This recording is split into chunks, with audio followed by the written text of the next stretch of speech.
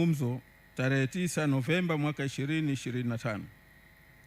Tofauti iliyokuwepo baina ya pande mbili ilikuwa kubwa sana, lakini kwa hekima, weledi na uzoefu wenu hatimaye imeweza kutusaidia kufikia tulipo leo na kufanya shughuli hii adhimu leo iwezekane.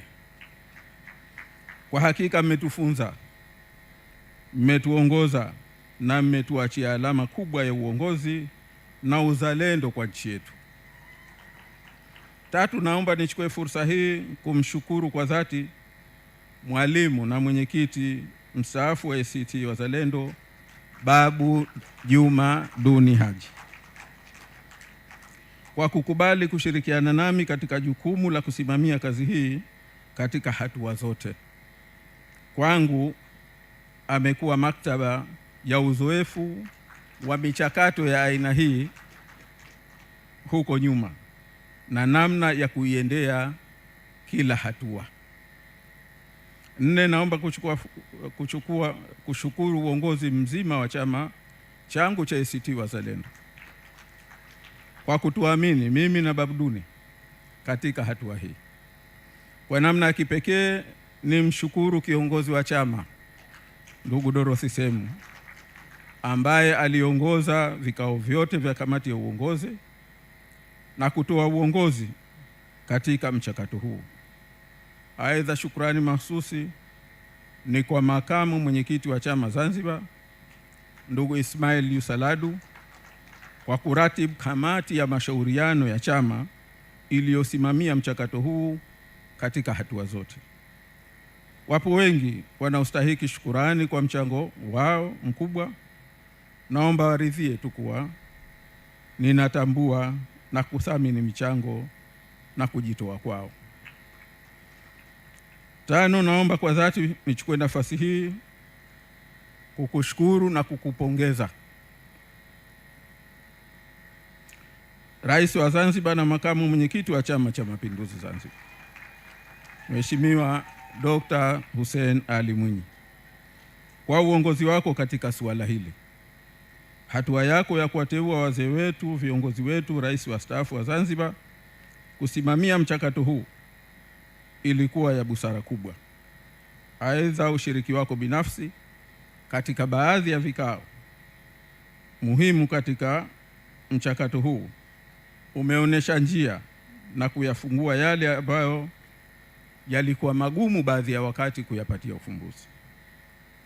Sita, kwa upekee naomba nishukuru kwa dhati, nikushukuru wewe Rais wa Jamhuri ya Muungano wa Tanzania na mwenyekiti wa Chama cha Mapinduzi Mheshimiwa Dr. Samia Suluhu Hassan.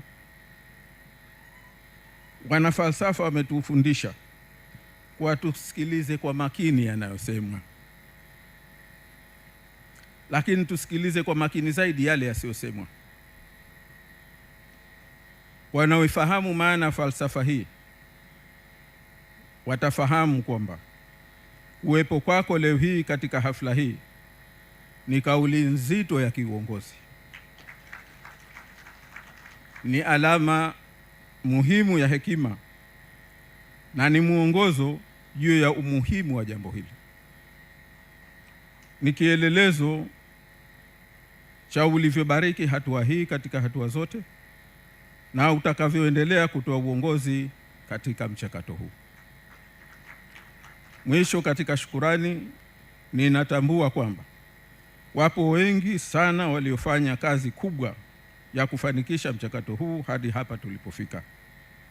Natamani niwataje hata angalau baadhi yao, lakini muda hauruhusu. Tunathamini sana mchango wao, naomba wakubali kauli yetu hiyo. Waheshimiwa viongozi na wananchi kwa jumla, kabla na baada ya uchaguzi mkuu wa Zanzibar wa Oktoba 2025, mambo kadhaa yalijitokeza ambayo yaliiweka Zanzibar katika wasiwasi mkubwa juu ya mustakabali wake. Mawazo ya kupata ufumbuzi yalikuwa ya kila aina, baadhi ya jazba na hatari, mengine ya kukata tamaa, na mengine yaliyoangalia matokeo ya muda mfupi. Wapo ambao kwa kukata tamaa kwao na kutokufikiri mbali walisahau kuwa Zanzibar imekuwepo na itabaki. Kinachobadilika ni zama, majira na mifumo ya kiutawala. Wapo pia waliokuwa na hekima.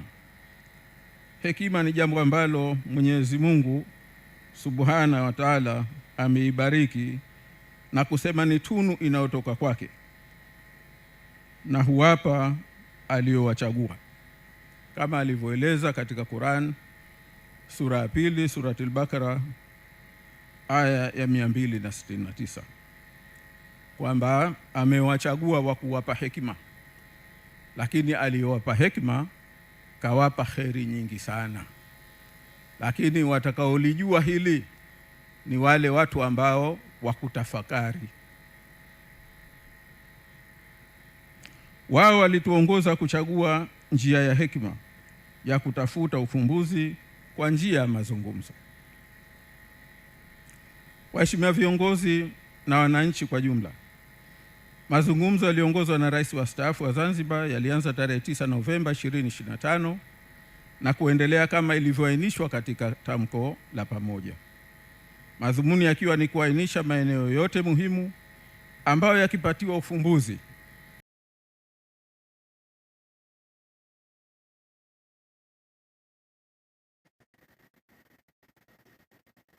aidha kujenga misingi imara ya maridhiano, amani na utulivu endelevu, kuimarisha utawala mwema, uhuru wa watu, uwajibikaji, utoaji wa haki na hatimaye ufanisi katika utendaji wa taasisi za umma. Baada ya hatua hizo, hatimaye tuliafikiana maeneo muhimu ya kuchukuliwa hatua. Katika kufanya hivyo, hatua ya mwanzo ni kuwapatia maeneo hayo uchambuzi wa kina na hatua za kuchukuliwa kwa kila eneo. Kazi hiyo itatekelezwa na kamati ya pamoja itakayoundwa kwa mujibu wa ratiba iliyokubaliwa. Baada ya uchambuzi, tume ya utekelezaji itaundwa kwa sheria mahsusi ili kusimamia utekelezaji kitaalamu na kwa ufanisi. Bila shaka hatua hizo zitachukuliwa kwa mujibu wa ratiba ya utekelezaji. Maeneo muhimu yatakayohusika ni mchakato huu ni pamoja na kujenga imani na kuaminiana, kupitia upya katiba yetu, kupitia upya mfumo wa uendeshaji wa uchaguzi, utumishi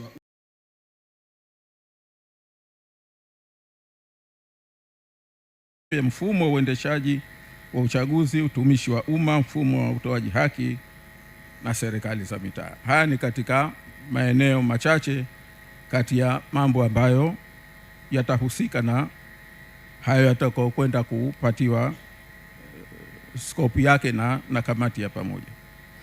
Waheshimiwa viongozi na wananchi kwa jumla, kwa wengi wanaweza kutafsiri kuwa hatua zinazochukuliwa ni kupata ufumbuzi wa kisiasa tu kwa faida ya vyama vya siasa.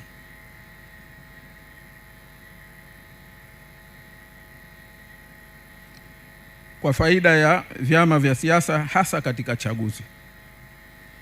Huo ni mtazamo mfupi. Mtazamo sahihi ni kuwa Zanzibar inahitaji zaidi hatua zinazoainishwa kwa manufaa mapana na ya muda mrefu ya kijamii na ya kiuchumi. Nchi zote zilizopiga hatua ya maendeleo, hasa nchi za visiwa, zimetanguliza hazina kuu 5.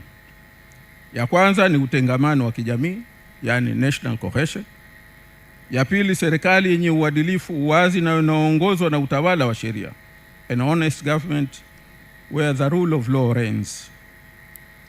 Ya tatu, uwajibikaji. Ya 4, utulivu wa kisiasa na wa kimaamuzi, na ya 5, amani na utulivu endelevu, yani sustainable peace and stability. Zanzibar ni nchi ya uchumi wa huduma za biashara. Inayo ndoto ya kuwa kituo kikuu cha biashara, huduma za usafirishaji na huduma za usafirishaji. Hivyo hii ni ndoto ya karne nyingi, ni jadi yake, ni asili yake.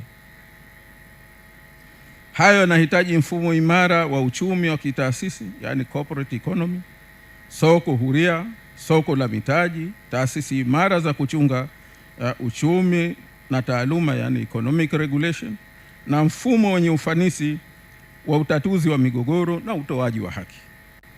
Hivyo ni wazi kuwa hatua zinazokusudiwa kuchukuliwa sio tu za manufaa ya kisiasa, bali maslahi mapana ya kijamii, kiuchumi na kiutawala. Ni juhudi za kujenga na kuipeleka mbele Zanzibar ili iweze kutimiza ndoto zake kwa faida na manufaa ya sasa na vizazi vijavyo. Ni wajibu wetu viongozi wa ngazi zote wa kisiasa, kiserikali, binafsi na wa dini kulifahamu hilo na kuonyesha njia sahihi kwa wananchi wote. Waheshimiwa viongozi na wananchi, pamoja na hayo, naomba tukiri kwamba na tunafahamu kwamba pamoja na yote hayo tumefika pahala hapa muhimu sana katika kutafuta ufumbuzi, lakini bado tukiwa katika makundi matatu. Kundi la kwanza ni viongozi na wananchi ambao wamefurahia hatua hii sana, wanaiombea dua na wanatamani sana ifanikiwe. Hawa wanaamini kuwa viongozi tunaosimamia haya tutayasimamia kwa dhati. Kwa ufupi, wanatuamini na wanaamini hii ni njia sahihi. Hawa ni wengi sana, lakini bahati mbaya hawana sauti, hawana mamlaka na hawana hata ushawishi. Kundi la pili ni la wale ambao wamekata tamaa, bado hawana imani na mchakato huu. Hawa ni wale wanaosema ni yale kwa yale, hakuna litakalokuwa. Wengine wanadiriki hata kuwapa na kuweka rehani vitu vyao. Swahili tunasema wanapinga litakuwa hali. Hawa nao si wachache. Sio kwamba hawapendi mafanikio ya hili, bali wamekatishwa tamaa na mwenendo wa tulikotoka na jinsi mambo yanavyojirudia hata baada ya ahadi, sheria na katiba kutengenezwa upya.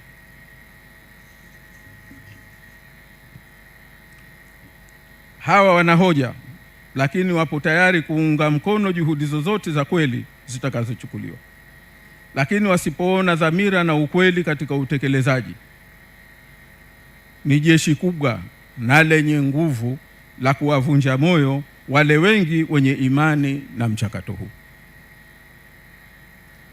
Kundi la tatu ni la wale wasiokubali mchakato huu na wapo tayari kupambana nao ili lolote lisifanikiwe. Hawa hawapingi tu mchakato huu, hawa wanapinga hata uwepo wa serikali ya umoja wa kitaifa. Hawa wanaamini haya ni makaratasi tu, hii ni njia tu ya funika kombe, lakini mambo yataendelea kama kawaida yao. Hawa ni wachache sana, lakini wenye maslahi binafsi na sio ya nchi wala wananchi, lakini baadhi yao wana nyadhifa, baadhi yao wana mamlaka na wana ushawishi mkubwa. Kibaya zaidi, wanapinga mchakato huu kwa kisingizio kwamba Zanzibar ni nchi ya kimapinduzi, iendeshwe kimapinduzi, kama kwamba madhumuni ya mapinduzi ni fujo, kama kwamba madhumuni ya mapinduzi ni vurugu, kama kwamba madhumuni ya mapinduzi ni ufisadi, kama kwamba mapinduzi ni kutokuwepo sheria na taratibu. Naomba sote kwa pamoja tu watanabahishe kwamba historia ya dunia kwa jumla na historia ya nchi yetu imetufundisha kwamba mapinduzi ni kielelezo tu cha shauku ya wananchi kuleta mageuzi katika nchi yao kwa faida ya nchi na wananchi wote. Katika ngazi ya kidunia, historia inatuonesha kwamba mwana mapinduzi mahiri na mkubwa pengine kuliko wote, Jenerali Simon Bolivar, aliongoza mapinduzi katika nchi 6 za Amerika ya Kusini na kuzipatia uhuru. Nchi hizo zikiwa ni Venezuela, Colombia, Ecuador, Panama, Peru na Bolivia. Baada ya kazi hiyo kubwa, alipopewa fursa ya kuwa kiongozi wa kisiasa alikataa. Na alipopewa fursa ya kulihutubia bunge la Venezuela, katika hotuba yake maarufu sana na ambayo imetiwa katika hotuba maarufu 100 za kidunia inayoitwa Address et Angostura ya tarehe 15 Februari mwaka 1819, alisema maneno yafuatayo: You legislators, grant to Venezuela a government preeminently popular, preeminently just, preeminently moral, which will hold in chains oppression, anarchy, and guilt. A government which will allow righteousness, tolerance, peace to reign. A government which will cause equality and liberty to triumph under the protection of inexorable laws. Na alimalizia hotuba yake kwa kusema, Gentlemen, commence your duties. I have finished mine. Kizungu, Mheshimiwa viongozi, kizungu hichi tafsiri yake labda ingempata Mwalimu Idrisa Kitwana, lakini nimemtafuta sikumpata. Kwa hivyo hii ni tafsiri yangu mimi, maana huwa namsikia nasomesha Baraza la Wawakilishi. Alisema, enyi wabunge, ipatieni Venezuela serikali itakayopendwa sana na watu, itakayotenda haki kwa kiwango cha hali ya juu, itakayothamini utu, itakayozuia ukandamizaji, udikteta na matendo ya kihalifu, serikali itakayohakikisha uadilifu, kuvumiliana na amani vinatawala, serikali itakayohakikisha uhuru na usawa vinatamalak chini ya sheria madhubuti za nchi. Na alimalizia kwa kusema, enyi waungwana, mimi nimemaliza kazi yangu, anzeni ya kwenu.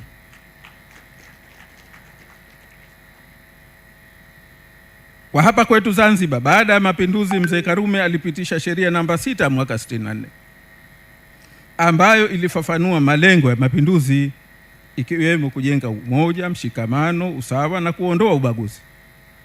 Sheria hii inaendelezwa na kupewa nguvu ya katiba ya sasa ya Zanzibar, hasa tamko la kutunga katiba, yani preamble, na ibara ya 9 ya katiba. Mwaka 79 marehemu Mzee Aboud Jumbe alitunga katiba ya mwanzo ya Zanzibar ya mwaka 79 baada ya mapinduzi. Alifanya hivyo kwa kuona ni wakati mwafaka, bila kudaiwa wala kushindikizwa. Alikubali kuacha madaraka makubwa ya mwenyekiti wa Baraza la Mapinduzi na Baraza la Mapinduzi yenyewe, na mapinduzi yaende kwa wananchi kupitia Baraza la Wawakilishi, ambayo yeye mwenyewe siku ya kulifungua aliliita kwamba ni ngome ya wananchi. Marehemu Mzee Ali Hassan Mwinyi alikuja na katiba ya mwaka 84 ambayo tunaitumia mpaka leo. Alitanua haki ya wananchi kuchagua wawakilishi wao, ilitambua na kulinda haki za binadamu na kuruhusu wananchi kudai haki zao mahakamani na mengineyo mengi. Aidha, aliondoa mfumo wa mahakama za wananchi na kuanzisha mfumo tulionao sasa wa mahakama. Alianzisha haya kukiwa na chama kimoja tu, bila kudaiwa, bila kusindikizwa, bali aliona wakati umefika, Zanzibar inahitaji mfumo imara. Mwaka 2000 Rais wa Zanzibar Dr. Amani Abeid Karume alianzisha Wizara ya Utawala Bora na kusimamia marekebisho ya 8 ya katiba yaliyoanzisha pamoja na mambo mengine ofisi ya mkurugenzi wa mashtaka ili usimamizi wa haki jinai uwe huru na usiingiliwe na siasa. Na niseme hapa, alinipa heshima ya kuwa mkurugenzi wa mwanzo wa mashtaka kuanzisha ofisi.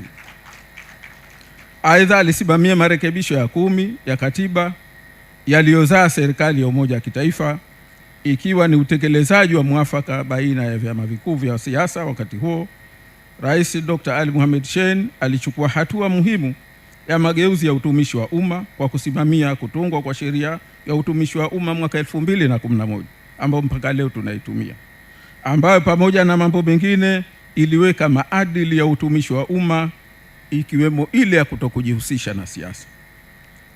Haya yote yalifanywa na viongozi walioyashuhudia mapinduzi, walioyaishi mapinduzi na walioyafahamu vyema. Sasa anayedhani mapinduzi ni fujo, ni kutokuwa na sheria wala taratibu, yeye ameegemea hoja gani? Ndugu viongozi na wananchi, tuungane na tushirikiane katika kuipa Zanzibar kuwa na kufikia pale inapostahiki. Yote yanayokusudiwa kufikiwa katika mchakato huu sio kwa maslahi ya vyama wala watu binafsi, ni kwa manufaa ya nchi, watu wake na vizazi vijavyo. Tushirikiane katika kuwafahamisha watu na kuwasomesha wale wasiofahamu. Tuwakatae wanaobeza haya na tupambane na wanaoyapinga haya kwa nguvu zetu zote. Ndugu viongozi na wananchi, naomba kwa niaba ya chama changu cha ACT Wazalendo nitoe ahadi zifuatazo. Ya kwanza, chama chetu cha ACT Wazalendo kimeingia katika mchakato huu kwa dhamira njema na kwa nia ya kutekeleza yote yatakayoafikiwa. La pili, tunafahamu bado safari iliyopo mbele yetu ni kubwa sana na ngumu, lakini tumejidhatiti kuienda ili kutafuta ndoto ya watu wa nchi hii ya amani na utulivu endelevu na ustawi wa kijamii na kiuchumi.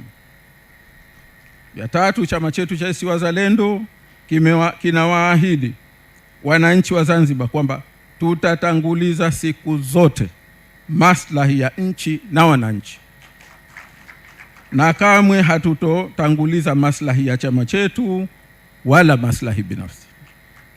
Na nne, chama chetu kitasimamia yote yatakayohitajika na kitaendelea kuwafikia wananchi wote wa Zanzibar bila kujali itikadi zao ili kuwaelimisha juu ya umuhimu wa mchakato huu. Mwisho, naomba niwatanabahishe Watanzania wenzetu wote kuwa linapotokea tatizo lolote, njia sahihi ni kuzungumza. Mnaweza mkapigana, mkauana, mkamalizana, lakini mwisho mtarudi kwenye kuzungumza, kwa sababu mazungumzo ndio yanayojenga, ndio yanayopanga na ndio ambayo yanaweza kuzaa jambo la kutekelezeka.